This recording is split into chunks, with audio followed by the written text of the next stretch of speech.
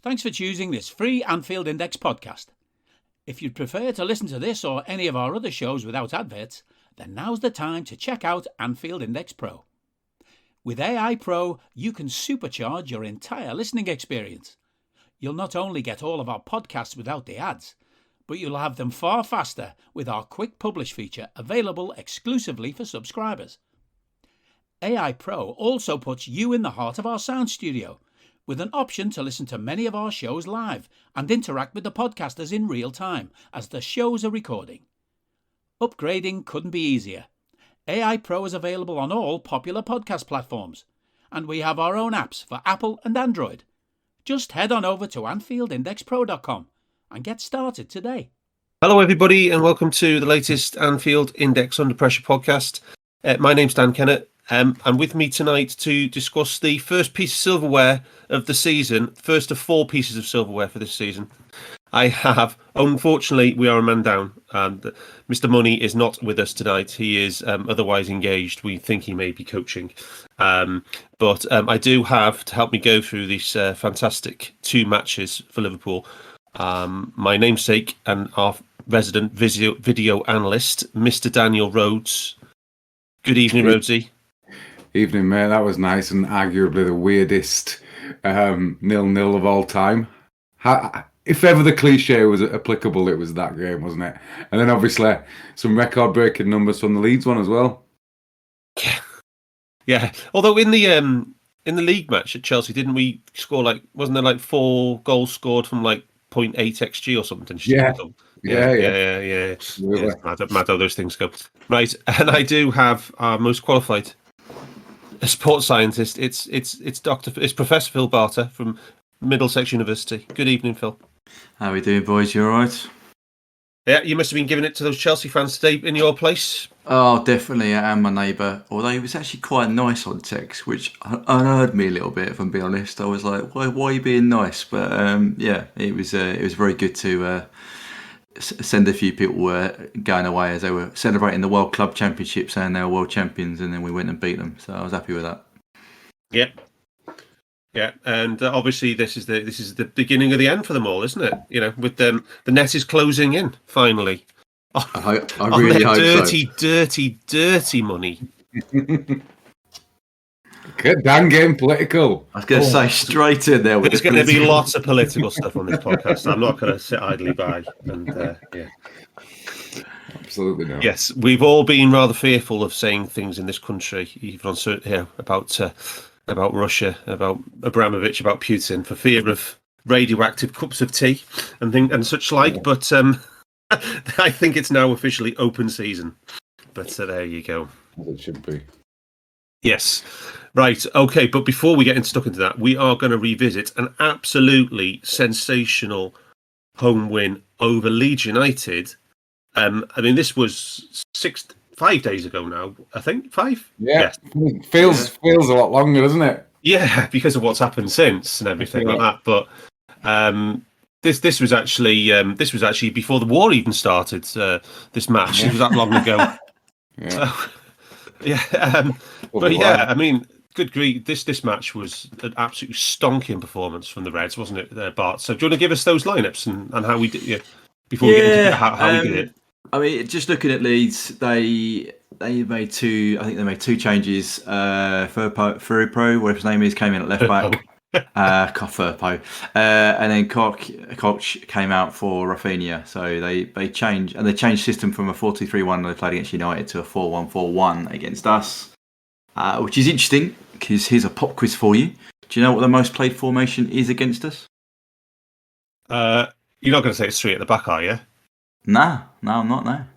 Okay, go on. It's 4-2-3-1. So that's how most coaches line up against us. That's how most coaches play against us. If you look at a lot of the data, so it's interesting. I think it probably comes to a chat in UP about the UP pressure chat in Discord about the zone 14 and using 2 blockers in there to prevent the balls in behind. But anyway, that's a slightly side note. For us, strongest back 4, as he's been doing fairly regularly to get the results during this period. The midfield was, I think the surprise was Curtis Jones in. or surprise in inverted commas. Play Thiago and Fab, which is probably our key, and then the front three's been playing for the past few games. So, played pretty much the same sort of way we always have been. But wasn't it pretty much the same 11 as 2 matches before? We played it. We played, pretty much the same. Yeah, pretty much. So it's the midfield three, which we chatted about a lot. This was the second time they played together, and that, as you quite rightly pointed out, Darth, that was the one. The first time was 2 matches ago. So, and Jonesy, CJ was playing the right side 8, which is the more progressive of the two, and Thiago and Fab were playing the usual roles. So yes, a very interesting. Obviously, as we know, Leeds play man-for-man press all over the entire pitch. Yes, which is a hell of a thing to watch and creates very basketball-esque games at times. But I think we after a few periods we sort of settled in and started playing our football. Now, Rhodesy, 6-0 is an emphatic scoreline. Was the match summary as emphatic as the scoreline? Well, it was. It's a shame we take off the 2 penalties, or else this would have been a record-breaking XG. I think it was, if you do include them. Different figures, but some were up at as high as 5.3, 5.7 on 538. So it's absolutely huge numbers. I think it was. I saw a number that it was the highest XG this season by any team, and then there was a list of 10, and it was. I think we were on it 5 times, and City were on it 5 times. I think that was Sebastian Wickenberg who posted in the pressure chat. Who can he can mine? He can very cleverly mine the understats database with some wizardry, some technical wizardry. Yeah, and I think it's the highest figure in was it in the top 5 leagues this season? I think it was Premier League, the one I saw. Premier League, yeah. So yeah, but these kind of numbers used to be exclusively the preserve of Manchester City, Rhodesy. They did. Well, it came out 3.5, 0.1 without the pens. But I think 23 shots to 3, 14 shots on target to 2, 16 shots to 1. We're just consistently having 15 shots in the box in Premier League games these days. But the big one... 20 shots difference. 20 shots difference and 12 shots on target difference. They're just astonishing numbers. Yeah. But the biggest one, the most impressive for me, and the first time we've done it under Klopp, is 8 big chances to 0. 8 big chances. I think we once had 9... in that victory over Spurs when John Flanagan scored. I think that's the highest on record. Villas-Boas' last game. Yes. Oh my God, that's going back, Rhodesy. But this is the first one under Klopp. 8 big chances. First time we've obviously had an 8 difference as well. Takes our figure for the season in the Premier League to 4.12 big chances every game. It's absolutely record-breaking numbers in terms of what our attacking players are doing. I think Salah had 2.0 something on understat XG. Obviously, that's with the pens. Mane had 1 full XG for his 2 close chances. We were just and they didn't even have a shot until the 64th minute, Dan. I think that tells you everything about this game. It was done and dusted by the probably the 29th minute. But after the first pen, you couldn't see Leeds coming back. We saw one of the greatest goals of all time from Joel Dalglish, and it was just as good as you could expect, with a pressure game coming up against Chelsea, trying to get back in touch with Man City, and we did it emphatically. We did. I'm just trying to get my head around all those numbers that you were reeling off there, Rhodesy. Do we know what the most big chances Man City have ever had in a season is? I don't, but I bet I could find out. I think did they win 7-0 or 8-0 once? I think there was a game against Watford where they really... I vaguely remember an 8 or a 9. I think it was thought they got a 9. Because who beat Southampton 9-0? Yeah, that was Man United. Yeah, no, but I'm saying in terms of big chances, there's if you're going to score 9 goals, you've got to create a fair bit, I'd imagine. I seem to recall an 8 or 9, but either way, that was as dominating as a performance as you're going to get, and it virtually cost Bielsa his job. Yeah. Well, the fact that, I mean, they'd been having my Man City a month ago. Was it 6-0 again, 5-0? And then they got beat by Man United at home on the weekend, and then they got absolutely tonked by Spurs in the exact same fashion. as we told them, pretty much on the weekend, and it's pretty hard to come back from those things. I mean, I think my biggest takeaway from watching Leeds Barts is that pretty much more than any other team in the league, you know what they're going to do. They are the most predictable team in the league, which makes them therefore the easiest team to play against if you can handle their plan A. Yeah, and I think that's the key thing, isn't it? This season, I think it's largely been known that they've just broken the players. You know, they've got too many holes. They're playing players Too many injuries. From injuries, and he is a very big stickler for he's loyal to his players. So he'd rather play a player that knows how to play his way out of position than play a backup in the right position, if you get what I mean, that doesn't quite know how to play his way. So, I mean, even against us, he switched to fullbacks. So rather than bring in like another right back, he put the right back at left back, and he put someone else in at centre half rather than bring another centre half in Llorente. So, it's a very much for him. System is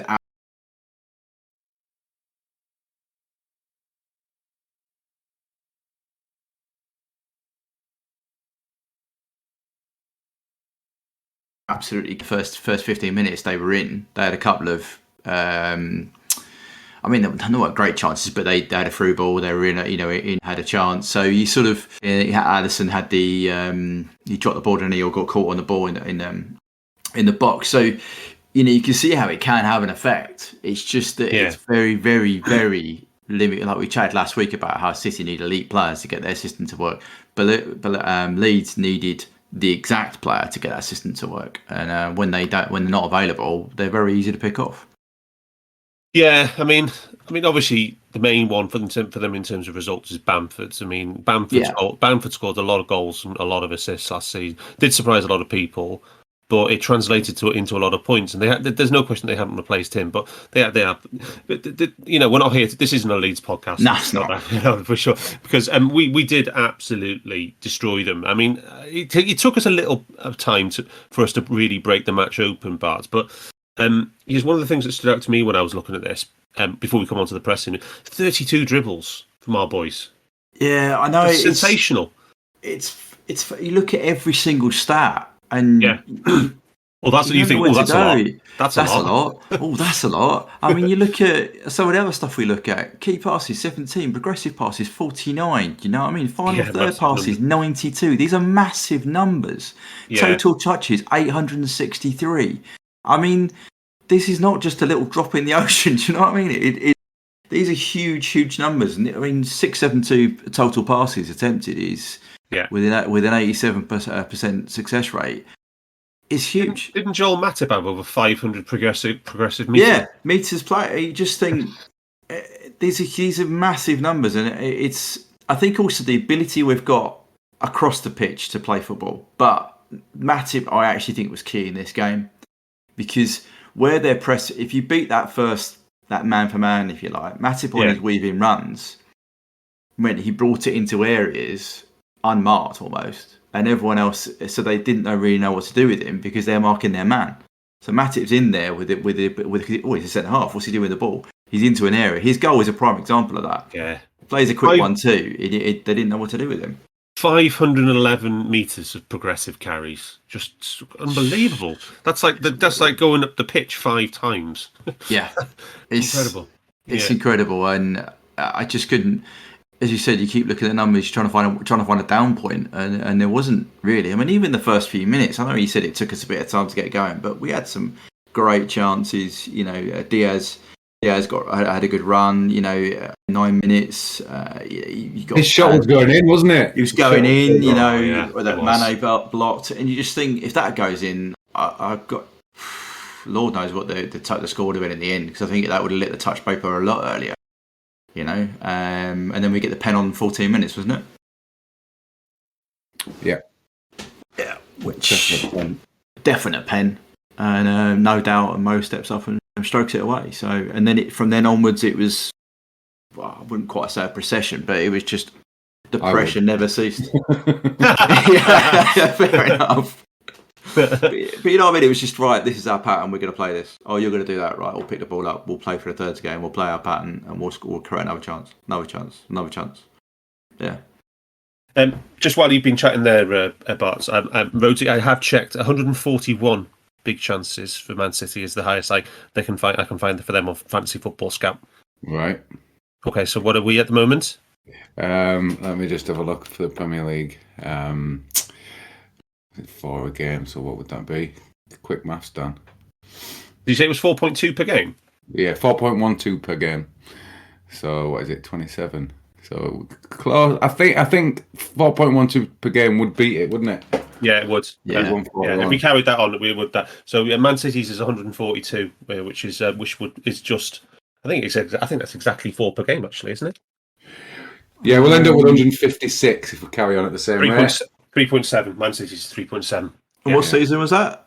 That was actually 1920, but they had 130 in the season before, 18-19, 129 in 17-18. Wow, interesting. I would have thought their 100-point season would have been. Yeah, you think? Yeah, you would thought so. But one thing we do have to talk about, and I do recommend the video from Keepy Uppy, which is created with all the presses leading to shots in this game, because there was a lot. So I'm just about to post it in the show. There was 8 presses leading to shots.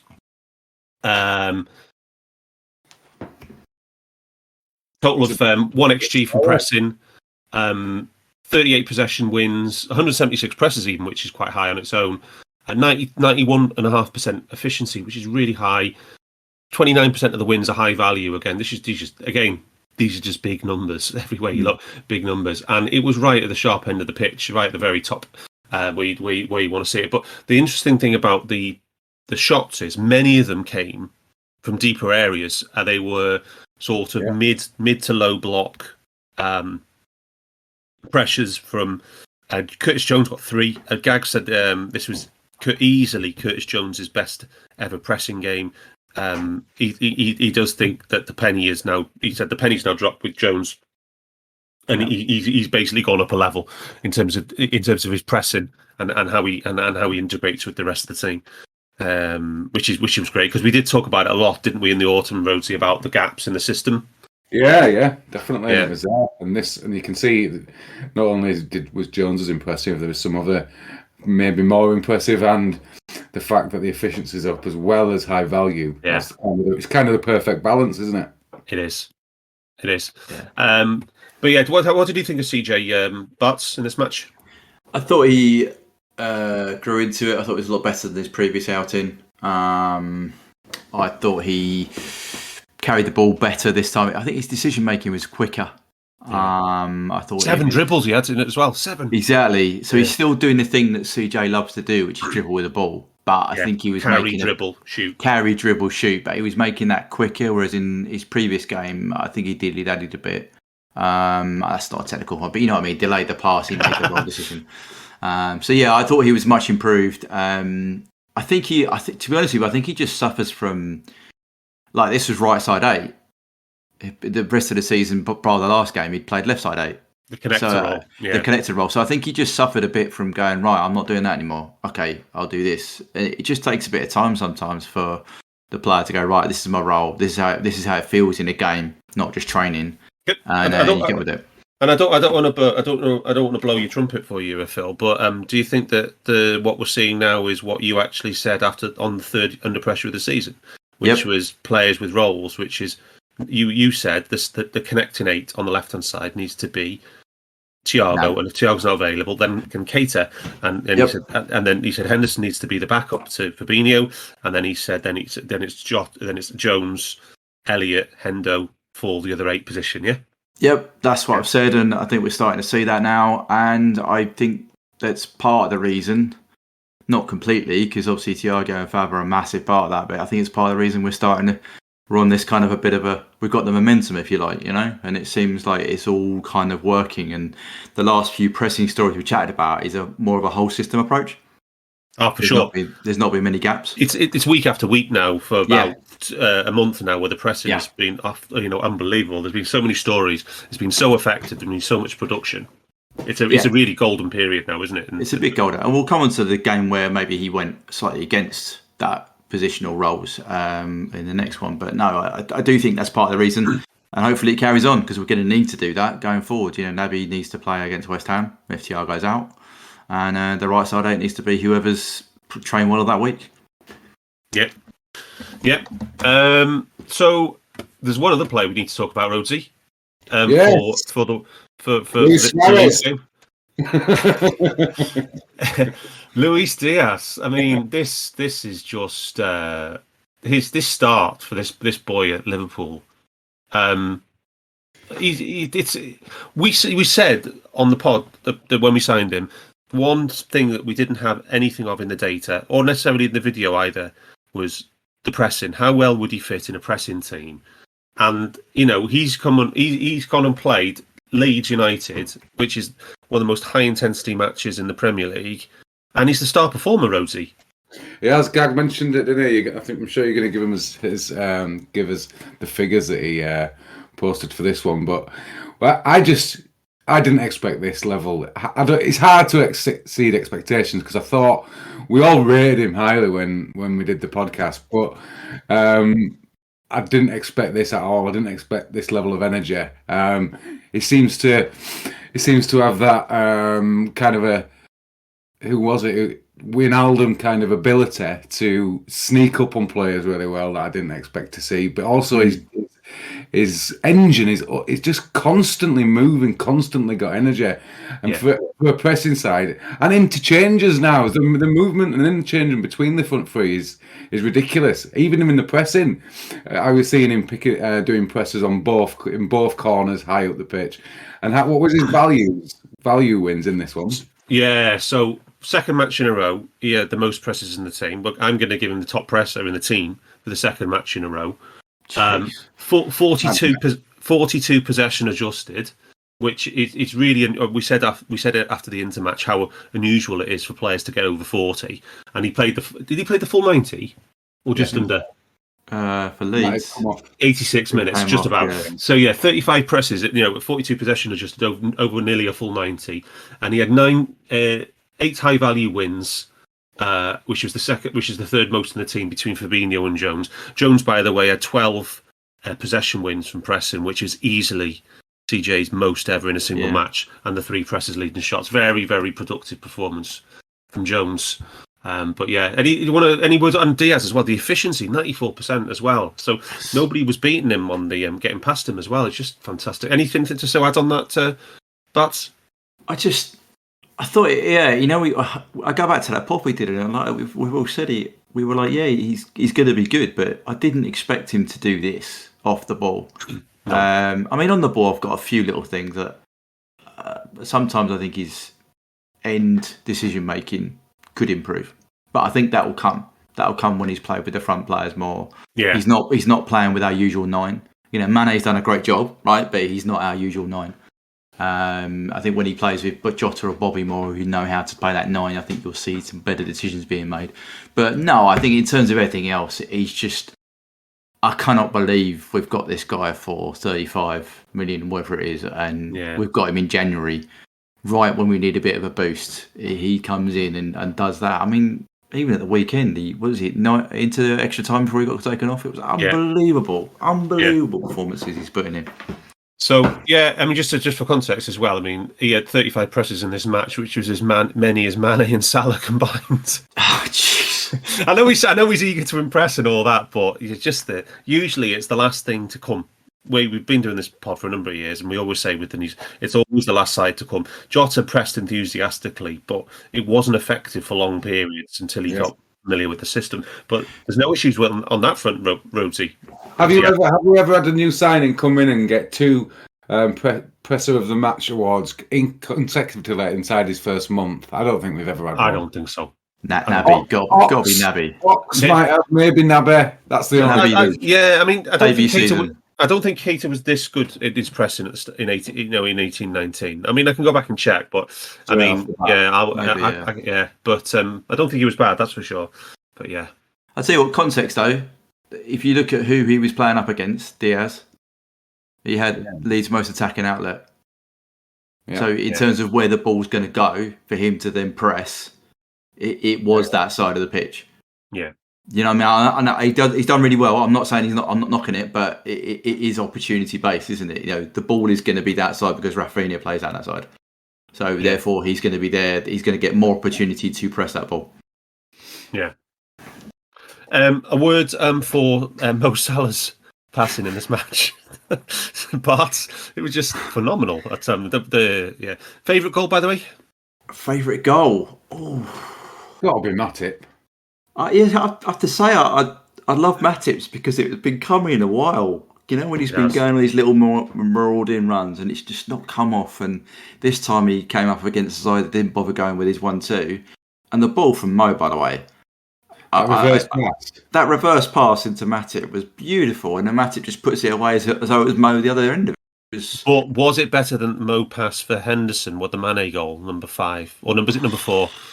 Because that was on Mo's left, wasn't it? Yeah, it was. Yeah, I know the reason I like that goal because we pressed it all the way back to the keeper, forced the keeper into a shitty clearance, and then the ball from Mo, really incisive cross from Hendo, and then an emphatic finish from Mane into the roof of the net. I said in the chat, didn't I? That's got to be a goal from pressing. Yeah, when it happened, because it was Hendo picks up the ball, I think, plays it into Mo. Hendo makes the overlap run. Mo plays the passing and basically tells Hendo what to do. Diaz presses it back to Meslier. Yeah, Diaz. No, I mean, when the keeper clears it, I think he clears it straight to Hendo. I think. I think. Oh right, okay, and then Mo makes the pass. But no, I thought that was a great example of a Liverpool system, wasn't it? That was a great example. So, but no, I think there's lots of. I just thought it was a great team. You know, when you just watch a game, you just have pure joy at watching the goals. I mean, even VVD's header was a beautiful example of our set piece play this season. You know, into an area, bash, straight in the back of the net. I just thought it was a great team performance. He seems to be having won a match of those at the moment, VVD, where he just literally loses everybody and gets a booming header on it. Yeah, which is. I think it might be because we've recently put Fab into the 6-yard box, haven't we? Yeah. I'm not sure he was on at that time, but no, I think that might be helping create a bit more space. Yeah, another big guy in there. Another big guy in there, which they can only ever mark 2 properly, and then he's there straight away to get on the end of it. It also with Leeds playing man for man, it's easier for them to him to lose a marker. Any other business on Leeds, Rhodesy, before we move on? No, let's get talking about the final. Yeah, okay, so on we go to the game against Oligarch FC. So hit us with those lineups. Oh, geez, so I'm just laughing from you. So what did we go with? So Chelsea dropped out Christensen, which he must have been injured. He was. So I couldn't see anything on that. But so they dropped out Christensen. Zilic dropped out for Mount. Chalobah came in for Christensen. I think Mount, if he'd been fit previously, would have started. They went with a false 9 with 2 10s, if you get what I mean. With 3-4-3, but the 9 was a false with 2 10s in it. Kante and Kovacic in midfield. Alonso and Azpilicueta as your 2 wide-ish players, and their usual back 3 with Mendy in goal, crucially. Our lineup, I think the only decision was to be made was the right side centre half and the right side midfielder. Because I think I was chatting to you, Darth, in the chat about was that too soon a game for Matip? Do we need to manage minutes, and would Kante deal better with pace? But he went with Matip. That's his managed his minutes another way. But as we know, he took Matip off later on. He originally started with Thiago Fab and then had Hendo on the right, which is a big call. But then, as we know, Thiago got a tweak in the warm-up. So Naby steps up as being the understudy connector. And they went out with that lineup, really. And then Elliott comes into the 11. So, yeah. Don't forget the keeper. Oh, sorry. Ginger Kev played in goal. Yeah, well, she's... absolutely worthwhile, and that is a testament to the guy we have in charge. You know, as he said, he is a human and a football manager, and the football manager said play Ali, and the human said play Kev, because it means then you're giving. He the actually said youngsters a that route. post-match, Klopp. I don't know if you saw that. He said there's always room for sentiment in football. There's got to be room for sentiment, isn't there? Got to be room for sentiment, yeah. And I wouldn't be surprised if Kev keeps his place tomorrow night, is it? Against Norwich? Yeah, could well be. Give him the cups again. But he's at that age now. He's 23 now. He's got to be playing serious amounts of matches, hasn't he? Because and he's developing well. He's doing everything he needs to do. We'll come on to it, but I thought this was a very good performance from him. And he has to be playing games, or he is going to want to go and play games. What's the threshold, do we reckon? 15 games a season would keep us a good quality number 2. Yeah, and then when Alisson gets to 32, 33, then you're seeing, okay, well, you might be an even contest at that point. You might be a genuine contest for number 1. Yeah, because you think about, say we have another Champions League season that we had this year. Yeah, there are games in there where Kev next season could play, right? Yeah. Like the dead rubbers. It's great to see Ali in the sticks, but generally we didn't really need him at Milan away. And I can't remember the last game. Do you know what I mean? We didn't need him. We didn't need him. We didn't have a shot on target. No, that's true. But you know what I mean? And that's where you get the extra games. It's not just the League Cups and everything else. You start playing, you start blooding him into Europe, which I think is the next step for him. So, but no, overall, basically, I think that's probably Bar Thiago our strongest 11. We can argue about the right side 8 till the cows come home, but that's in Klopp's head. That's probably strongest 11 with Jota up front instead of Mane. Yeah, I mean the only time I can remember in living memory where he hasn't picked Henderson is the Inter match when that was pretty much who's going to play in this, the first choice 11. He went with Elliott, didn't he? So otherwise. So anyway, Rhodesy, it was a fantastic game on paper, but what did the stats say? Well, they say it definitely shouldn't have been 0-0. We've got 3 models. One XG model has us at 2.6 and 2.2. That's Y-Scout. But Kaylee is a lot more reserved, 1.6 to 1.8. And Stats Perform put one out that was 1.84 to Chelsea and 2.41 to us, which is a little bit in the middle. But we had twice as many shots as them. 2 more shots on target, 6-4. And although on SofaScore, SofaScore, it says 4 big chances to 3. I think on who scored, it's got it at 4 big chances all. A draw was probably a fair result, but there was a lot of weird game state timings to the big chances that could have had a big impact on the game as well. Most of our attacking by flanks came down the left. 0.72 XG was created on the left. 1.77 through the middle. I think that was the same for both sides. Yeah, it was, and only 5% came down the Salah Trent side, which is very rare. I can't imagine there'd be many games where Trent and Salah start and only 5%, 0.13 XG was created down on that right side channel. So the biggest pass combination was Robbo to Diaz. I think again that tells us a lot about the part of the match. And after collecting pressing for 7 hours today, Dan, I can tell you there were plenty of that as well. 7 hours, wow. So where do we want to start with this? The first 10 minutes, we obviously made a very last-minute change in the warm-up 10 minutes before the kick-off. And it wasn't a great start, was it, Barts? It was, we were a little bit... ball was a bit like a hot potato, wasn't it? It wasn't sticking. Chelsea were pressing us quite aggressively, and we were having trouble getting anything going, weren't we, for that first 10, maybe? Yeah, I'd say first 15 minutes, it basically looked like a guy had come off the bench and played.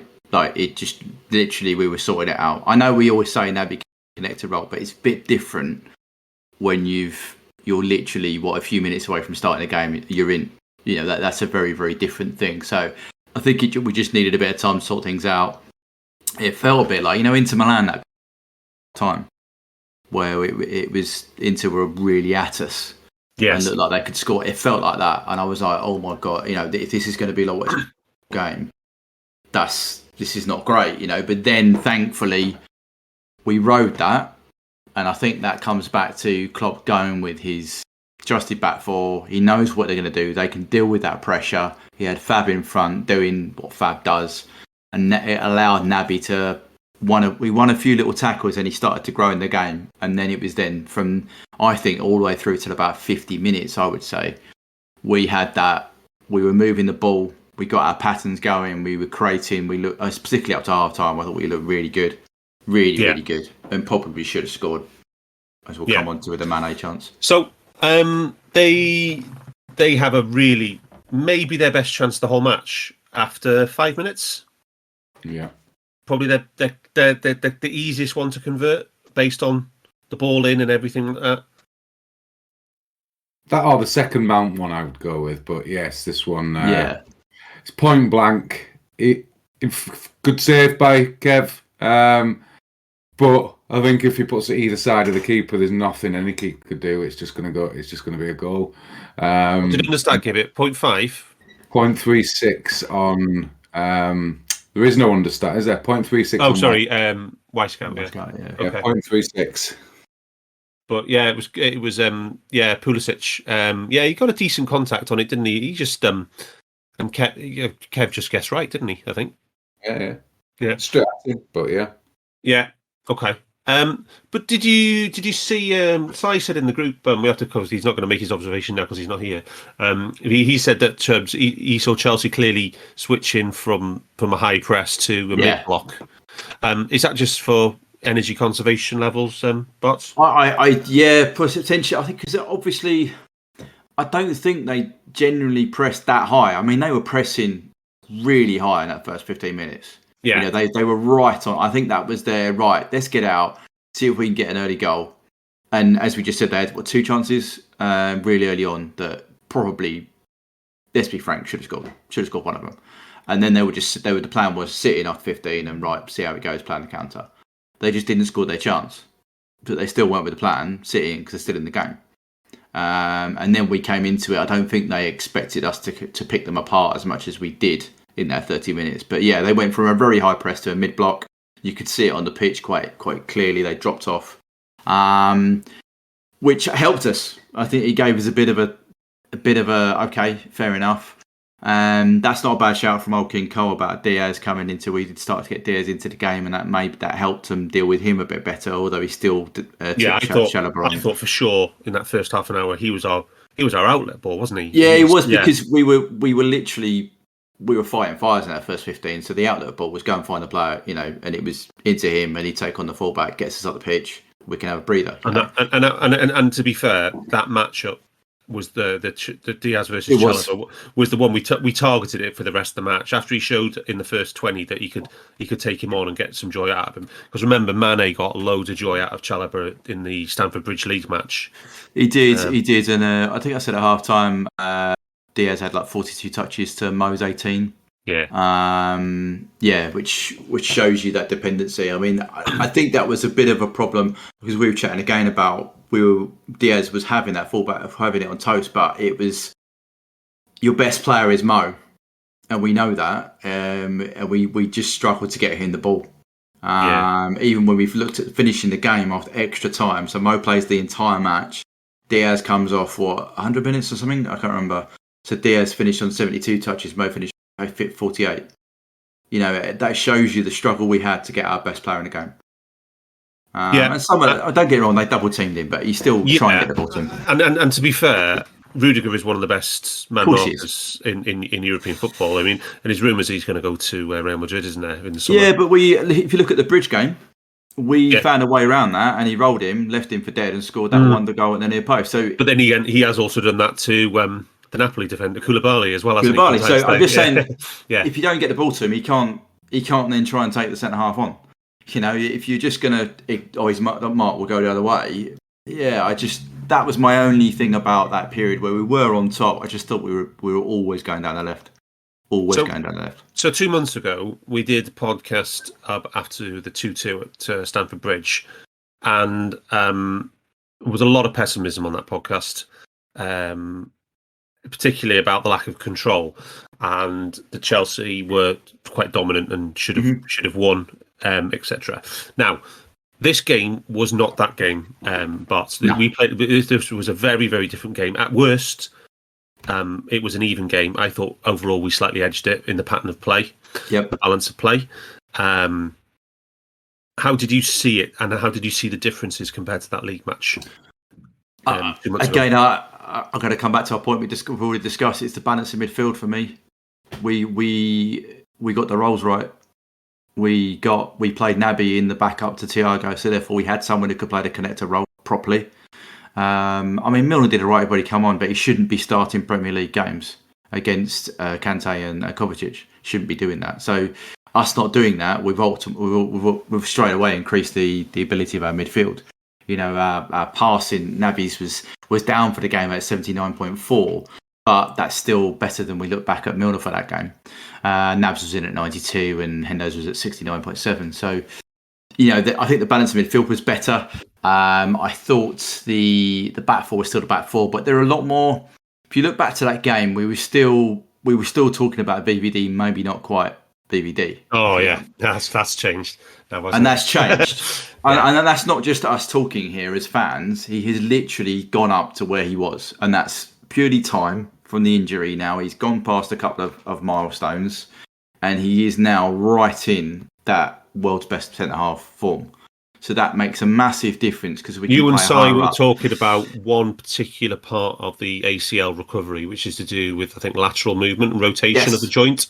And he's got no issues. That's the last thing. That's the last thing to come back. You said, which is for the turning and stuff like that. The turning, the pace, and he's done that. You saw in this game, he chased back and won balls. He did it in Inter Milan. He went away and nicked up. So he's got that element back to him, and now he's got that alpha male of, I'm back, and that confidence you can see exudes across that back line, and they're very well drilled now. So I think yes, it's a very different game.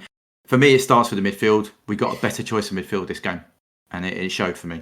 So, and Rhodesy, I want to bring you in here because you collected this match, as you said. Now, for me, the number one story I saw in that data straight away, especially versus the previous league match against Chelsea, was that we absolutely hounded N'Golo Kante. We got in his face the whole match, 37 targets, and we got 12 possession wins from him from pressing. And he had the lowest pass completion of any outfield player up until the point we made the triple subs.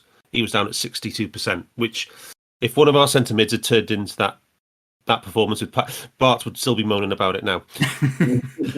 So, how did you see it? Well, you called it before. You called it, I think, during the thread on the pressure group. You were saying this game to me just looks like we've kept Kante quiet, which obviously in previous games with Chelsea, he's absolutely controlled us at times. He's become a playmaker even at times. He's been that good, and we couldn't get near him with the press. Whereas in this game, we were absolutely all over him. And I think there's a period in there, I don't know if it stood out in the data, Dan, when Milner did come on in extra time. I think he pressed like Kante 6-7 times in succession. That was his job. That was his job when he came on. Just keep on Kante, stick on him.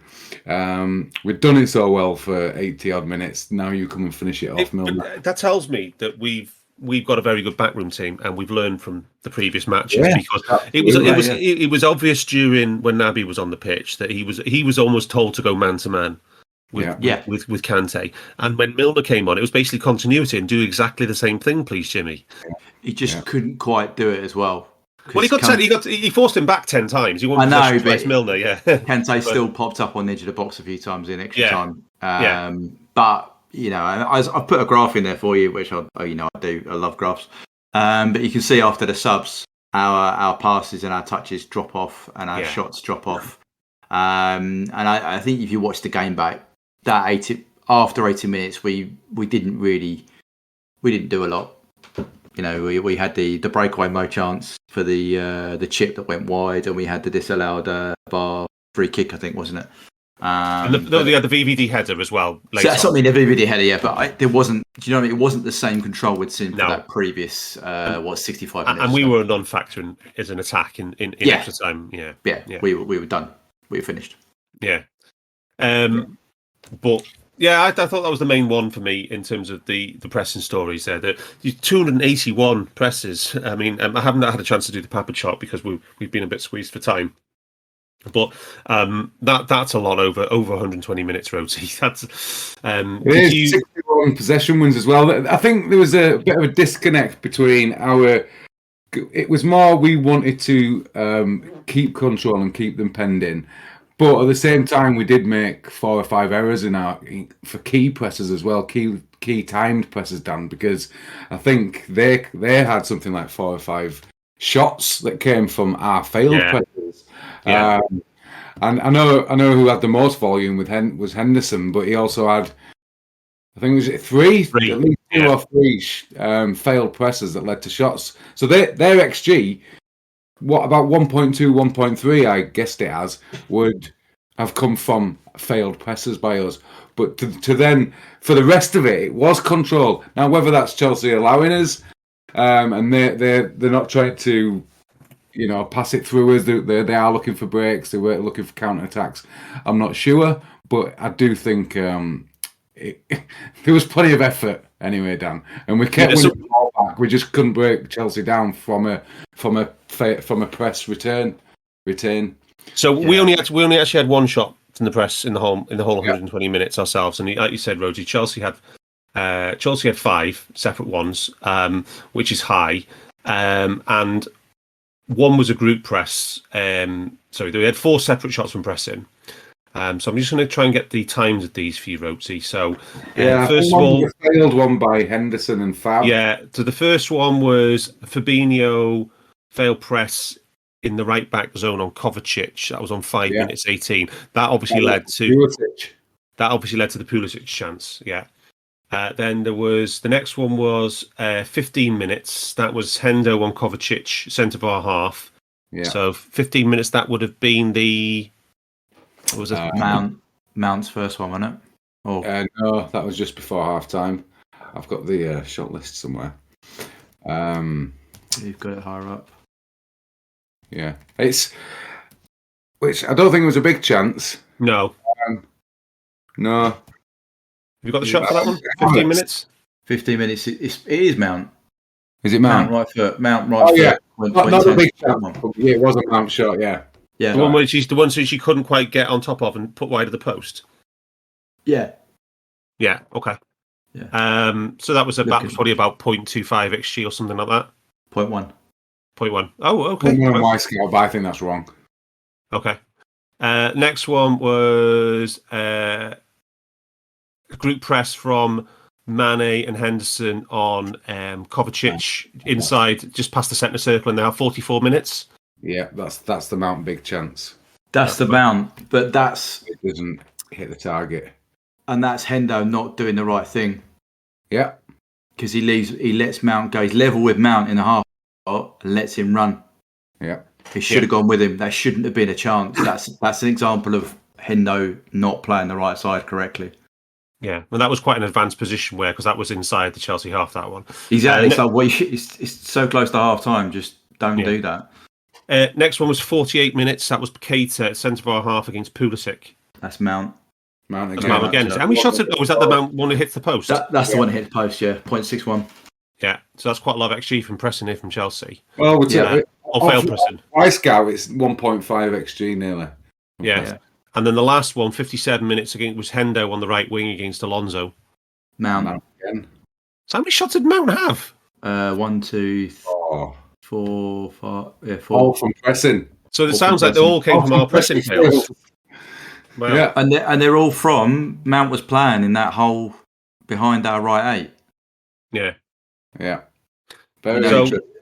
If you look at where's your, the arrows you had, Rhodesy, that is slightly better than mine. I think you just got extra time XG, and that's what this is.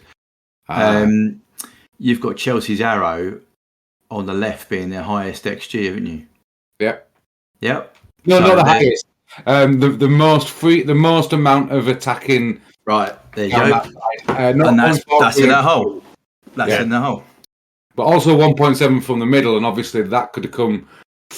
Yeah. So it could be failed presses there as well. Yeah. Well, Alonso was the second most targeted player as well after Kante. as well. So he's obviously a major outlet for them as well, isn't he, Alonso? Because he plays high, doesn't he? You know, Yeah. Azpilicueta doesn't get as high because of his age, and he's not athletic. Alonso plays the high and stretches play that side. So yeah, that whole side there was perfect to exploit our weakness. Yeah, and Trent had quite a bit to do one-on-one, didn't he, in the first half as well? So, this is a really weird one to evaluate a whole performance from Hendo here, Rhodesy, because he played 78 minutes, but this was his most intense on the ball performance for a long time. 35 presses, top presser there in volume. And he did have 7 high value wins himself, but he got the 3 concessions. So how did you evaluate his overall performance? Balancing up both sides. Better than I've collected him this season, but you'd watch him for 15 minutes and think superb. He's put great energy there. He's closing them down, pushing them back, winning the ball, and then you'd see a fail press, and you'd think, and then another good 10, 15 minutes, and then another fail press leads to a big chance, and you're thinking, for fuck's sake. And then when it happens the third time, and you're like, well, this isn't a good pressing performance. Even though I'm putting his name in a lot, you can't do 90% of it really well, and then the 10% that you fail concedes as 1.5 XG or something. You know what that reminded me of is some of the conversations we used to have about Lovren. He did all this really well, but then he made this mistake. Then he did all this really well, and then he made a really bad decision. Yeah. Okay. Yeah. Okay. That's what it was like. Right. So. The last one on the Chelsea side of the ball from pressing is that Kovacic again was their most press-resistant player. 10 fails from 30 targets, quite a few free kicks in there, some of which I thought he bought, to be honest, Rhodesy. It did. Yeah. Of course. He's incredibly... He's impressed me every time I've looked at a Chelsea game, pressing-wise, and he was brilliant in this. Yeah. Really is superb. They're lucky to have him after they didn't play him for ages, so it'd have been a shame. No. Wouldn't have been a shame. Now it's Jorginho on the bench. Yeah. Anyway, one player from our perspective though, Rhodesy, was wanted to have a word, and Sadio Mane, because he's played centre forward in the absence of Jota a few times recently. It's all been about on the ball side of stuff. Sai wanted to look at this in the EP chat. He said he was a menace, and looking at the data on this pressing, he was 10 high value wins in 23 presses. 87% efficiency. So, how did you see Sadio when you? How come when people play as a number 9 forward for us, they all turn into menaces? Jota does it now. Mane is doing it. When Diaz was coming inside and interchanging with him, he was doing it. We've seen Salah do it before. It was. Maybe they all just know what to do. They all know what's expected in the system. They do. It's like a machine at the moment, and Diaz has added extra volume. He was high as well in this game. But I think if you look at it, was something like 20 high-value wins between that front 3. Yeah. So that's huge, isn't it, Dan? 20. There was no question that between 15 and 55, I'd say, we played the game in their half. They could barely get out at times. They had no outball. And there were so many possession wins, Rhodesy, where we were countering on them. We couldn't get the shots away, but we were getting into dangerous situations, and they were just turning the ball over straight back to us constantly. Yeah. And Chalobah in particular, I don't know how resistant he was, but him and Alonso had quite a few where he couldn't pass the ball through us, always constantly turning back through good pressure on him. So yeah, it was a slog, and because there's so many, like I said, it's quite a confusing one because you've got the highest number of high value wins, but also 0 XG. So, well, no, it's not 0. It's because we haven't got any shot by shot, so I couldn't. Oh, no point. No, I thought there was one. Which one did we have? I think it was a Mane chance you said, but yeah. Yeah, it's 0.08. So it wasn't much. So not much. Yeah. But then look at the stat below that. Counter-attacks, there was loads. Yeah. So I think one of the things you have to say about Chelsea is they can defend well. They're very dogged, aren't they, Barts? Both individually and as a unit. And they do get a lot of blocks in. They do get a lot of bodies in there. And even if there's a slight weak link in their chain, they do tend to reform quite quickly. They're very resilient. No, I think that the system allows that for that as well. You look at it, you go 3-4-3 sounds fairly attacking, but it allows them to attack with 5, and still have 2 holders, and it also allows them to defend with 2 holders. So you talk about your hotspots and your zone 14s and all the rest of it. They cover all of those areas.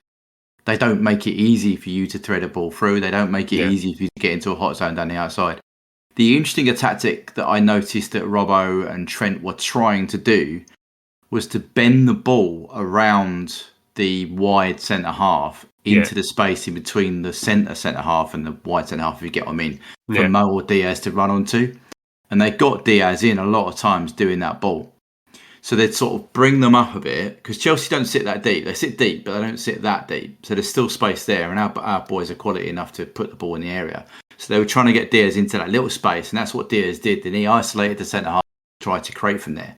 But because Chelsea is so good, so drilled, their ball's gone in, right, everyone back, shape, get yourself locked up. It meant that, and that's what I was saying about Diaz's decision-making at times.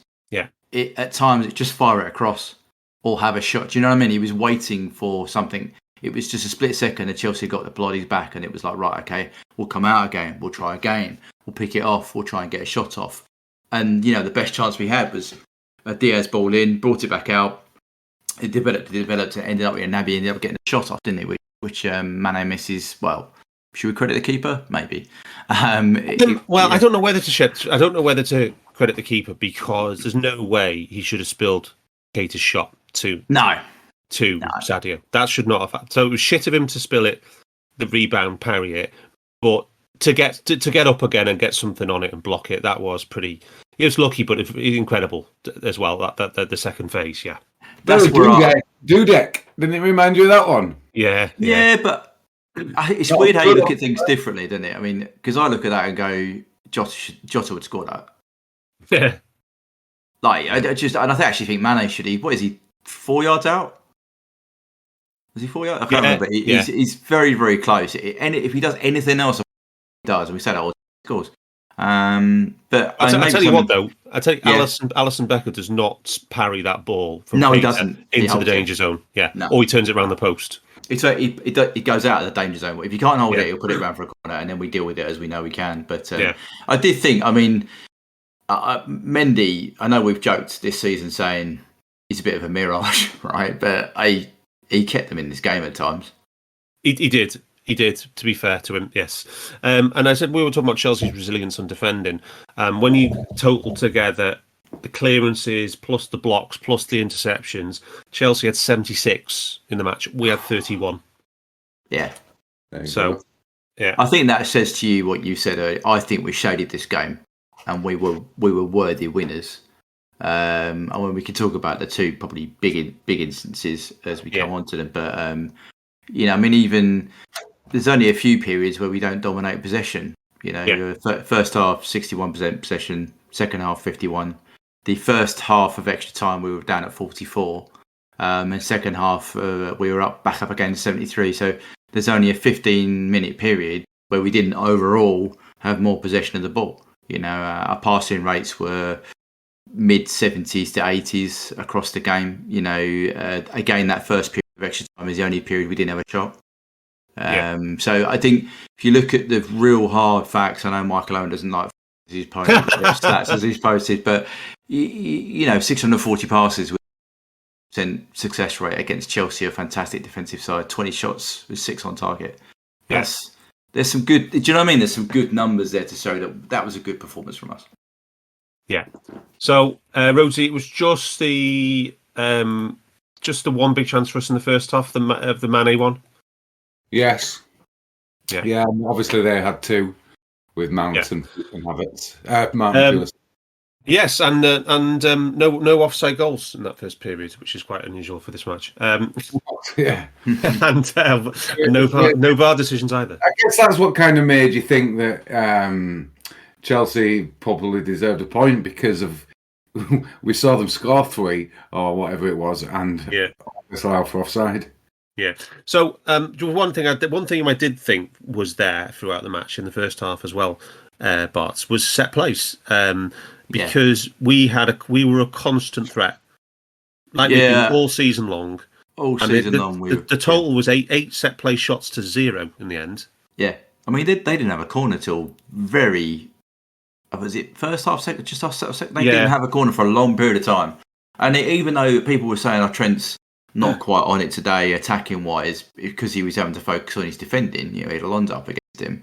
When it came to set plays, he still delivered the balls in the right areas. And I always thought we looked dangerous on set plays because we dominated them in the air. We had Chelsea are meant to be a set play team. They scored a lot from attacking set plays, particularly. But we didn't. 11 corners to 2 it was. I mean that's an old school stat, Yeah, of course. But again, I think it's one of those things that indicates, who's taking the game to whom.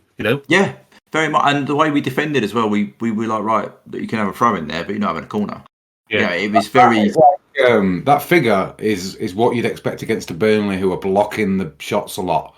Yeah. So Chelsea had something like 8-9 blocks in this game. That's what happens. You get a lot of corners because they flex off. And they're just blocking shots. So that is a Burnley stat, not a Chelsea final. Yeah, they blocked 5 of our 9 shots in the first half. Yeah. So we had three shots from set plays in that first half. There was Van Dijk one. Anyway, it doesn't really matter. They weren't hugely valuable anyway at this point, but the threat was there, I think, is the story we're trying to say there. So second half, we have a shaky start after half time. Mason Mount should score. Let's be honest. Yeah. He hits the post. 61%, I should say, not 100. Let's not cliche like match of the day. No, I should score 61% of the time. You think it's going in as well. But that's it for Chelsea, isn't it? In the second half, that's it. Nah, there's another Mount chance. I swear, there's another Mount chance. Not a very big one though, right? No, there's not any good. Okay, fair enough. After that Mount, when Mount hits the post, I thought it was one-way traffic until we started to run out of gas when we made the subs and stuff. 80 minutes, We scored a great goal from a set piece, Dan. We did. But there's a situation before that. There's an incident before that. Go on. Naby probably should have been sent off. No, I thought. Well, the VAR said no. Yeah, but that's VAR. The VAR is a second opinion who's looking at slow motion replay, and he said no. I think it's a contentious. I think if the on-fielder sent him, does he even get a yellow? Nope. No. But I don't know how. So Rhodesy, you're the most qualified of us. You did your basic ref course. Is it because both players went? Is it because both players went up with very high feet that the ref agency said, well, you both went in, so therefore both players went for a loose ball and there was accidental contact. Yeah. I think it's one of those. I think if it had been the other way around, painful.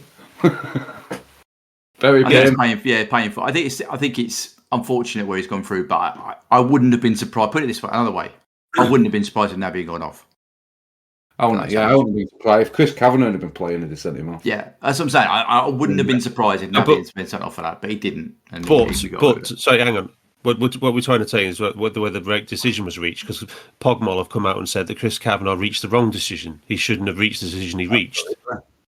So, in this case, we're saying that we think the VAR reached the right decision. Do we know who was was it Darren England's? Yeah. The VAR, yeah. Yeah, it was, yeah. So we're saying he reached the right decision on that one. Naby didn't even get a yellow. Did he get a yellow for the alleged elbow instance, or was that let off as well? No. That was let off. I mean, I thought he got fouled from Mount, to be fair. Yeah, that was nothing, but there was a lot of noise on the TV, yeah. There was, but I just thought there's a couple of spark points there, wasn't there, where Naby's actually done really well breakaway with Mount and gets fouled. That's really clever foul to get. And then that's a 50-50 where on another day, I think that's a horrible cliche, but I wouldn't have been surprised to see him red. But we got away with it. We move on. and then we go and get the set piece disallowed. Yeah. How did we read that one? I mean, it was a beautifully worked ball from Trent, wasn't it, Rhodesy?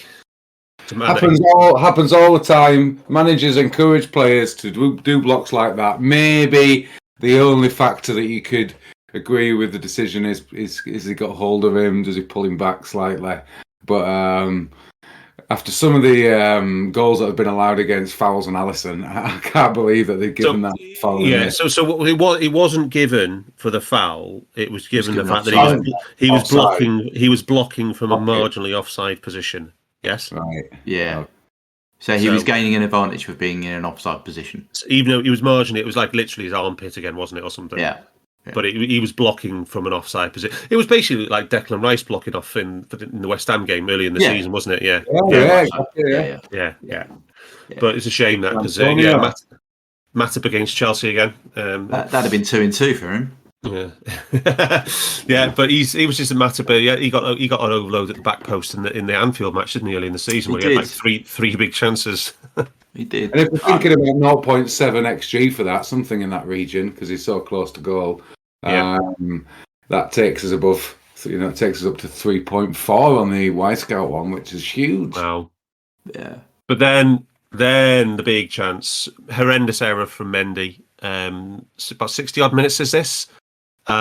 He fluffs the ball, goes straight to Fab knocks it to Mane. Yeah. And Mo just doesn't get enough on it, does he? Doesn't get a very good contact on it. Going in because at one point I cheered because you just expect it to nestle in the bottom right hand side netting, and then you're thinking, oh shit, he's gonna get there. Oh. I think this comes. This was only about his 18th or 19th touch. Yeah. I just think some of this is he's not had the ball enough. I know that sounds silly, right? He's a world-class player, but to get the feel of the ball on the turf, if you're only touching it, he's not even touched it 20 times, but he's not quite in the game, and he's like, right, I've got to score. Even he can feel that pressure. But he misses him. He missed one similar, was it 2 seasons ago? Similar, or a season ago at Newcastle. It's that kind of chip ball, but I expected him to score, but I couldn't understand why he didn't.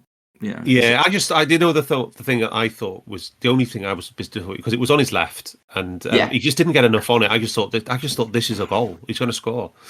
But anyway, so that was an error, wasn't it, from Mendy? Yeah, it must have been gone down as an error.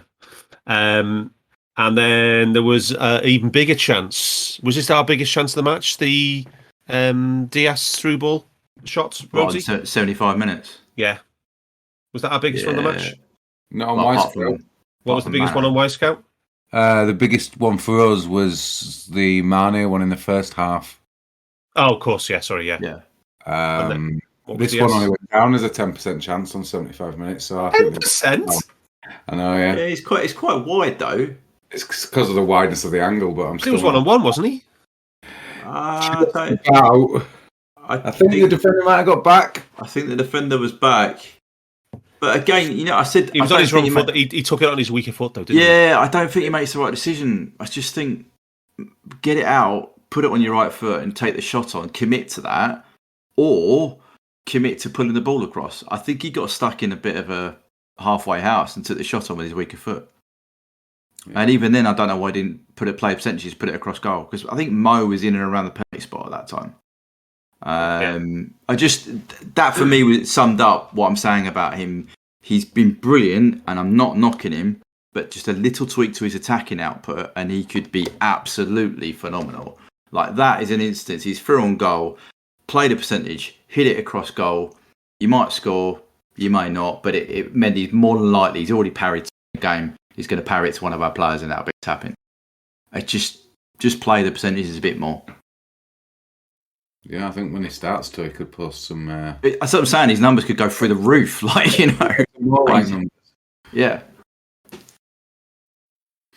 Yeah, and then Chelsea have the ball in the net from not a tight offside at all. This is one of those ones, not like the Lukaku one in extra time. The flag should have gone up straight away on this one, shouldn't it? It was clear. Yeah, it's the only thing that's going to bring Van Dijk down. His blood pressure from being frustrated with linesman and. I'll tell you what made me. Fuming about it so often. But then you see Van Dijk's reaction to the VAR thing when he was just literally laughing at the VAR in the stadium when he was called. You know, he doesn't get. I don't think he's going to have high blood pressure for the rest of his life. You know, Rhodesy. He's chilled. He might have got off a little few beats. That's about it. But yeah, which is one thing we have to talk about again. We've talked about it continuously on this podcast. The high line, how effective it is. So Chelsea are one of the teams which is caught offside the least in the entire Premier League, just 1.8 per match, obviously per 90 minutes. And in this match, we caught them offside 7 times in 2 hours, which is absolutely phenomenal, considering they will attack less in this game than they would against other teams as well. So it shows you how good our offside. And Lukaku was caught offside 4 times in about 40 minutes. Yeah. So, but there was a line in the Times down that said something like Liverpool's dangerous high line, followed by but Chelsea suffered 3 offside goals. Yeah. But why can't you put those 2 things together, you fool? But this one, right? VVD is looking directly across the line. He literally takes a step to his left, and then he leaves Havertz offside, and it's just immaculate defending and decision making. Yeah, absolutely perfect. So there's this one can brook no argument.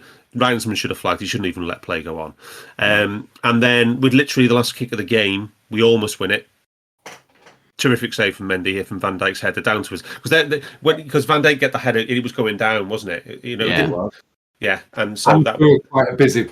I think it was quite blocked as well, Mendy, in terms of his sight of Van Dijk's header. I think there was someone just in front of him that was blocking the line, so it's even more impressive. It's just a instinct save, that one, I think. Yeah, that might have been his best save actually, apart from the Mane one. I just think it's the last 2 minutes of the game, and Van Dijk powers one towards goal, and he doesn't see it till late. That's a great save. And what did Understat give that? No, not Understat. My scout gave it 5% chance. 5. Yeah, that's probably about right. Header. That's about right. From about 10 meters out, that's probably about right. You know, but it was just a booming header. He was like a shot. It was that powerful, wasn't it? On target. Yeah. So, but yeah, okay. So we should have mentioned the triple sub. Slightly later than you were thinking, Barts, so 78 minutes, or is that just all part of the whole thing about the game might go to extra time? We need to use the squad appropriately. I think that comes into it. I just also think, I think he spoke about afterwards, which people took the context wrongly. They thought that it meant Thiago wasn't that injured and it was precautionary taken out. But I think the change was Naby for Thiago earlier in the game. But after about an hour, yeah. But when you've already had to make that change at the beginning of the game, you don't have a ready-made backup who can give you 30 odd minutes or whatever else. So you've got to shift your numbers around, and we got 80 minutes out of Naby. And bearing in mind we need him at the weekend, that's probably not a bad time. I mean, they came into the game for that last little bit because Kante was already said with Milner, but I think that's about as long as we could have gone before risking injury for me personally. But if they'd had options, Naby would have been on earlier, if you know what I mean. So Diaz by this time I don't know what he was running on, but he was running on fumes. Yeah, he didn't come off in this first tranche. No, I know, but it was. I looked at him, I was like, wow, they've won. Okay. So we changed 2 of the midfielders. Oh yeah, put Jota up top. We changed both midfielders. Harvey did all right. And then so we had both 8s change and a 4 change. So yeah, and Mane looked less than happy, didn't he, coming off? But you've got Jota on the bench coming on. So yeah. Jota didn't look fit though. I thought he was okay. Yeah. It wasn't. Yeah, what can you expect? He's probably trained a couple of times before the final. He's been out for 10 days. Yeah, that's probably about right. Quite a lot of presses, didn't he have done? Was it? Who's that? Yeah. Jota, was it 19? Yeah. What's that adjusted for the time? Every 2.5 minutes. So Elliott was every 2.5 minutes. Milner every 2.3. Hendo every 2.3. So that it was really spread out, just like the Inter game. The boys who came on were the big pressers after in the periods after they came on. But I think the big difference, Rhodesy, was the location and the aggressiveness of the overall team press, where it was completely different after the triple sub, wasn't it? Yeah, completely. I think we needed that as well, though, because I think Sai was on and quite a bit of fatigue kicking in with some of our players, and possibly unfit forward coming on. But the players that did come on were the ones. It's kind of like they said to everybody else, right? Maybe Diaz was still pressing, but they said to everybody else, "You don't need to put that effort in. We know you haven't got it, but first half an hour, watch James Milner, watch Divock run around completely." Everyone, go and watch Elliott, who we know he buzzes about as well, and that's kind of what happened. That's what they did. So you could I've just put the data viz for the pressing into the group chat, and you can see there for the first 78 minutes to the triple sub, plenty of aggression, plenty of heat inside the Chelsea half, particularly in the left space with Diaz, Kante, and Robbo. Plenty of pressing chain in there, nice spacing, but after the subs, virtually no chain, all solo. Very little in the final third, mostly defensive in nature. I think that is fair to say, Rhodesy. Yeah, I thought we were containing at that point. Containing, good press, defensive containing press. Yeah, but working hard. So we are into extra time. We made another sub. We switched to centre half. So literally as soon as we should mention the Lukaku one. Right, was that before or after the Van Dijk header? After. So it's almost the last kick that he gets a little flick on a ball in from, I think it was from Werner, and Kelleher sticks a leg out. It was good reaction keeping, Rhodesy. It was a good save. It was absolutely needed as well. Right? Was that down as a big chance? Yes, I think they did. I think who scored did. Yeah, I think it was. I'll just find out now what. 20%. Looking at the penalty. He was marked. Obviously, he just flicked it around the corner with his back leg, didn't he? Yeah, exactly. 20% done. Oh, excellent. Yeah, there you go. Yes. So okay, we changed Kante pretty much as soon as Van Dijk's come on. Do you reckon that was pre-planned? As soon as Lukaku's come on, do you reckon that was pre-planned, Barts? Yeah, definitely. Based on if we go extra time. I was going to say if Lukaku comes on, we'll bring you on, Kante. Not sure we'd got. I think it was more the minutes for Matip. I think you're going into dangerous time. We know his records this season. Touchwood's been brilliant, right? But we've managed his minutes. We have not gone over that. You know what I mean? We've not asked him to do too many minutes in a week. This would have ticked, if he'd played extra time, that would have ticked him into probably a high threshold for that short period of time for the last 3-4 years. Yeah, whereas if we keep him at 90, he's played 180 in the last 2 days. We'll have Norwich off now. Yeah, and he can go on. Whereas you get into a very dangerous area. Yeah, Hendo coming off as well was probably hindsight might have been a bit late for that as well. Yeah, I mean, I was thinking we're looking at his pressing numbers. Was he always told you get in like an hour or so and then just run your nuts off for an hour and then you're going to come off? Yeah. And then Diaz finally gives way on 97. I think it's shortly after he's so exhausted he almost trips over the ball on the touchline and lies prone on the Wembley turf. I mean, I think that was the moment everybody realised he was absolutely gassed. Yeah, we've gassed before that. The ball from going for a goal kick, wasn't it? Yeah. What was your favourite trick? What was your favourite Diaz trick at the final, boys? the little flick over, who is it said? Is it Aspilicueta? No, it was Rhys James when he does the rainbow. I thought it was the take from the Van Dijk switch. What, on the chest? And then he just takes it on the left foot and then continues on with the motion. Yeah. He was special, wasn't he? I mean, let's be honest here. We can comment about lots of things, but he was amazing. Yeah. Yeah, the rainbow flick over Rhys James was something that was filth. But he was no question. He was our man of the match, no question. Yeah. But extra time was a bit of a slog for us, Barts. We had one shot. Chelsea only had one shot legal, and then it was a tale of two offsides for them. Yeah, very much so. I mean, I put the chart in earlier on about how we really did, struggle from 90 to 120. We just, our shot volume disappeared.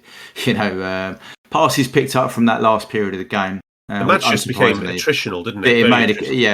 I think for the first time we probably just sat in. Like, we literally just were like, right, okay, even Harvey wasn't going, I don't know what your Preston says in the extra time, but it wasn't going that high. It was all defensive. You look at he was all in the right back position. It was all just sitting here let's just try and get through this. I mean, Origi doesn't do a lot when he comes on, I have to say. Does he get any touches? He gets 10 touches. 10 touches. 10 touches. He makes 8 accurate passes, which is fine, but loses aerial duels, all two of them. And one is one ground duel, but in 23 minutes. So he doesn't do a lot, but he was a body, wasn't he? And to be fair to him, he scored his pen.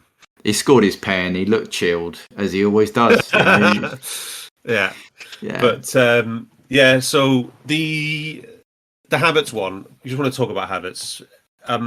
He's a bit good, isn't he? That lad. Yeah, it's annoying really that they've actually got somebody that good, I think. Yeah, wasn't it on your Twitter you said you answered someone saying who would you have from the Chelsea lineup? Havertz. Yeah, and I was like, yeah, that's spot. For me, he is. Before Chelsea get involved, I think we were trying to do a deal around. But he just his age as well, because he's so young still. He's so young. He's tall as well. Like, the biggest problem with Bobby as a false nine sometimes is the height thing, right? Yeah. He does really well in there, but you imagine having Havertz learning the Bob playbook. Yeah. Nine. He's got good energy, but great energy. His decision making, I think, is the thing. He looks really intelligent. Yeah, he makes the decision really quick. Knows the game in front of him before he's got the ball. He's great. The good news is that when the Chelsea fire sale starts after Roman's assets are frozen by the UK government, then we'll be right in for him. Yes. Definitely. I'd take him and Reece James as a reserve right back. I was going to say that for pure banter. I just stick him with the U23s just for banter. Yes, right, okay, right. So he actually laces one in from a marginal offside call, doesn't he? On the that was a brilliant finish. That, the big narrative, of course, is the. I just found that the way that Sky covered the Lukaku after the substitution was just a joke, really. What did you boys think? It's just because he's. I watched ESPN, so because I can't stand Sky. But I can imagine they were going full throttle. Yeah, it's just because he costs like 98 million does not mean he's a relevant factor. It's just he's but anyway, I think he was mostly crap, and then it was a tight as offside call as the VVD one, wasn't it, for the matter? Yeah, but it's not. Dale does in his excellent Monday morning tweet said that the actual image they used, it's not close. It's just that because of the perspective that we're shown on the TV, it looks close, but it's not. If you look at the actual image, I can't remember if it's in his tweet or not, but it's not close at all. Remember one thing they did as well as this season was you don't see the process of them drawing the lines anymore. You see the final result, isn't it? Yeah, yeah. And they've also introduced the margin of error, which is the thickness of the line, isn't it? Yeah. So there has to be daylight between the lines. Yeah, it was offside. So just like it was. That's what I said. It was as tight as the Matip one for us. Or maybe you said it wasn't as tight. You said it was. You were saying it was slightly more. I think it was more. I think the VVD one is extremely tight, and I think is that right? Did the assistant flag it in actual real time? The Lukaku one. Yeah, he did. Yeah, that's what I'm saying to you. I don't even think it was. I think because of the angle you were shown on the broadcast, I think we all thought, that's close, but it wasn't because even the lino got it right. Yeah. Anyway, on to pens. I think the most important thing to note here, for me, is that Milner wins the toss and he chooses to go first. So Jimmy Milner knows his analytics, that's for sure. Yeah. You always want to be genuinely pleased as well that we were going to be taking him in front of fans. Yeah, just see his little nod. Yeah. So, Milner won both the calls. Yeah. So, where do you want to go first or second, and which end? Yeah, brilliant. Yeah. get him. Yeah. So, did we all see the database from penalty kick stat? I didn't. Yeah, it's in the chat, isn't it? Yeah. I don't know how I can link it up here. I'll copy it now. Copy it now. Sorry, I don't know how you do the cross forum linking. Yeah, I'll copy it now. But yeah, penalty kick stat came out of retirement. He's not been doing it for a couple of years. For one match only, which was the mother of all. The longest ever penalty shootout between two top flight teams in England, I believe. Wow. 11-10. In a final. What was it? Okay.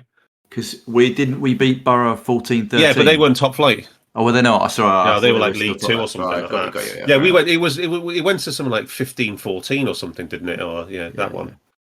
Yeah. So penalty kick stat basically ranks all the penalties basically, and his map here is to factor in left footers and right footers. So it's always from the perspective it takes in. So the left hand side is where the shooter goes.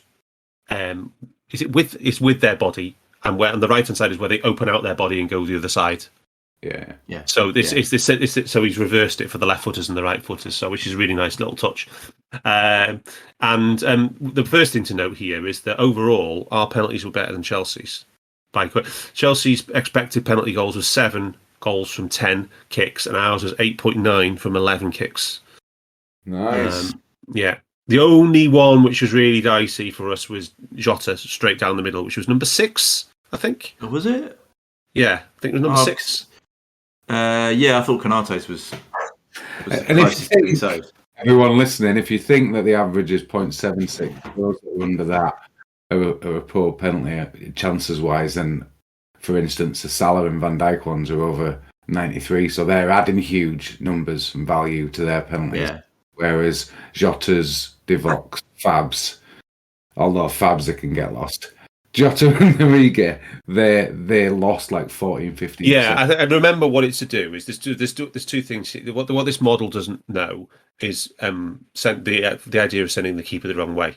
Gotcha. So this is around the placement of the ball within the goal, because sometimes the keeper sends the wrong way and you basically got an empty net, and other times the keeper's going the same way as you, and then is it saved or does it go in? So the keeper's not taken into account, basically. Is that what you're saying?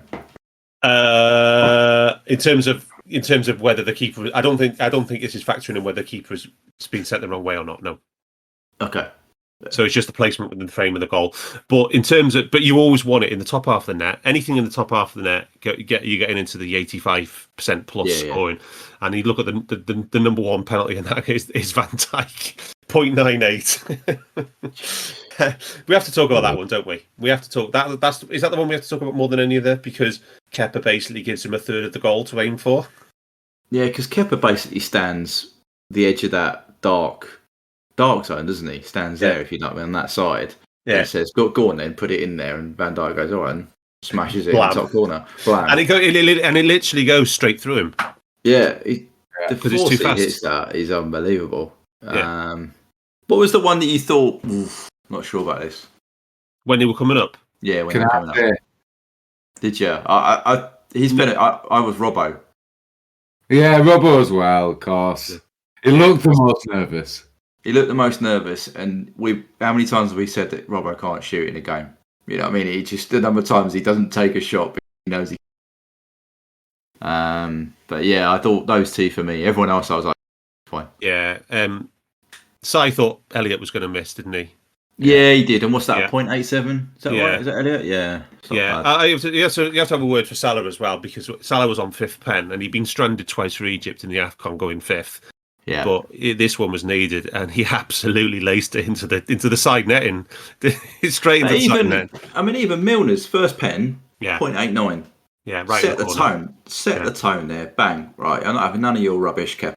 We're scoring. Yeah. And put it straight in the corner. He just, that set the tone for me for our performance anyway. And do you think what the thing was? It was the difference in the levels of posturing between the Kelleher didn't do anything, no posturing at all, no art, no antics, nothing like that. He just got on with it and tried to make saves. Kepa was just trying to be the big man, and it probably because he's an alleged specialist, so he felt he had to come on and do something, right? Yeah. Did you read the bit online about how Chelsea have been trying to win a psychological advantage on penalty? And what Kev did in this shootout to avoid that. Did you read that? No. So basically, what Chelsea have been doing is making sure in a shootout that Kepa gives the ball to the next kicker. So he's right in their ear. He's giving them something before they kick the ball. Yeah. Yeah. So that's what they've tried to do. And even in a normal Prem game, they'll try and get round the player who's taking it and get in their ear really on the eye. They try and do. So what Kev did was after every single one of their penalties, he kicks the ball towards our players. So that there is no way Kepa could chat to our player legally. He would have had to have come all the way up to the edge of the box. Do you know what I mean? To talk to our player. Yeah, because they've already got the ball in their hand. So they're taking out. Shows you the level of pressure. Preparation. Shows you the level of preparation. Yeah. So and that's what they and I thought that's real. And I watched it back again and going, that's right. That's exactly what Kev does. He plays his role. And at this point, we do have to mention the Neuro 11 team.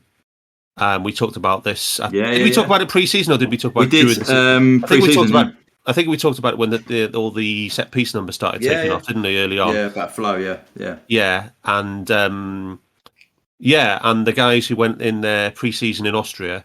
Mm-hmm. And they put the receptors on all over the players' heads, and they're trying to pick up the neurological patterns, and they're trying to get them into this state of Zen flow. It's called flow. Yeah, state of flow. Yeah, so they're basically completely relaxed, when in the right state of alertness, should we say, to take that penalty without letting it outside interference. And what the guys said was that they said they can help the player visualize where they want the ball to end up and what they need to do to get the ball from where it is to where it needs to end up. Yeah, and I mean Trent as well steps up, not having hit a great set of balls that game, and puts it straight in the side net, wasn't he? So I thought it was really good. For those who are listening, because we're now on the free side, who didn't listen to this last time, this is absolutely fascinating stuff there. Now, if you go onto YouTube, search for something called Brain Pong.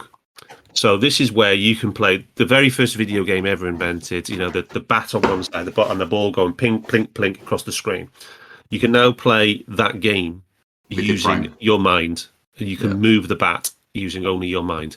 So that's what you can do now during computer games, and this is the basic start of neuroscience and all that kind of getting into that. And that's what these guys are doing, and it's just yet another example of Liverpool FC looking for every single scientific and technological strategic coaching edge that they can get. Marginal gains.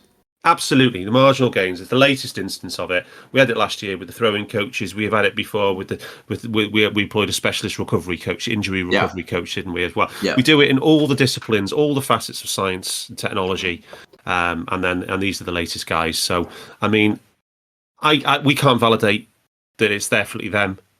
They like to think so. You know, you can't argue with that.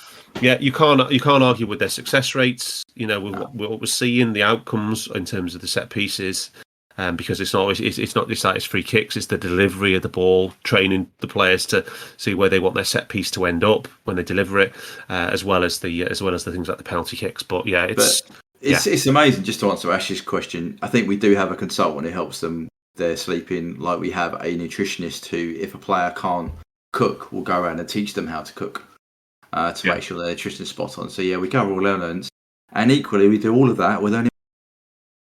Yeah, I mean, Jurgen Klopp says Neuro 11 decided the penalty order. They've been practicing with our players for weeks before the final. So there you go. Yeah, there you go. Love it. So yes, hats off to Neuro 11 boys. I don't know if you listen, but you guys have done a great job. Any other business, Rhodesy? Well, yeah, one particularly huge bit of business, and that's Kepa missing his pen. Amazingly, after trying so hard to frustrate our players and get on the nerves and delay the kick and all sorts of antics. Yeah, he's the one to miss, the specialist substitute. When, in fairness, Mendy was having a great game. Yeah. I couldn't say, unless there was a niggling injury.